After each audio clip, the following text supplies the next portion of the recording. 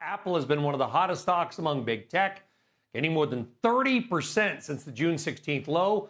It's about $600 billion in market cap. But can Apple keep it up the momentum? Let's talk about it now with Bernstein, senior research analyst Toni Sacconaghii. Toni, it's great to have you back on.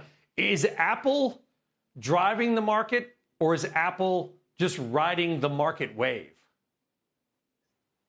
Good morning. Well, I think it's a little bit of both. There have been a few things that have happened. The NASDAQ has gone up, I think, about 27%. Apple's obviously a key component of that. So those things have been reinforcing, but we've seen a lot of growth tech really do well over the last 7 or 8 weeks.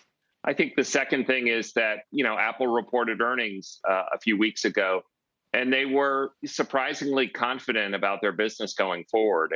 And many investors feel, okay, well, we may have economic weakness going forward, but, Apple is perhaps immune to that given the franchise strength. And then I would point to the third thing that perhaps has been happening. Can I jump in on that? Let me jump in on that for a second, and then we'll come back to point 3, because I don't know if we patched in. Did you hear my sort of random but interesting stat to Melissa about debt payments before the break? Were you able to hear that? I did not.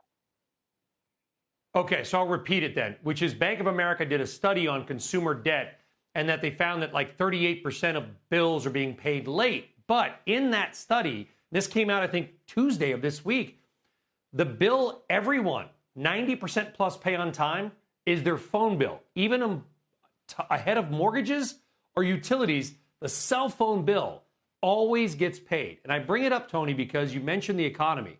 Is that a sign that the iPhone and Apple may be truly recession-proof?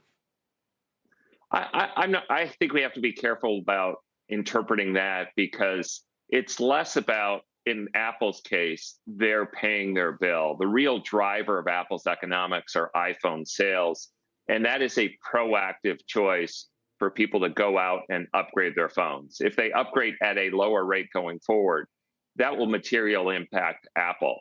If they still elect by default or, as a positive choice to pay their bills, that's very good for the carriers. It doesn't necessarily mean that that's good for Apple, because, again, Apple is about selling a new hardware device. That's the principal driver of its economics.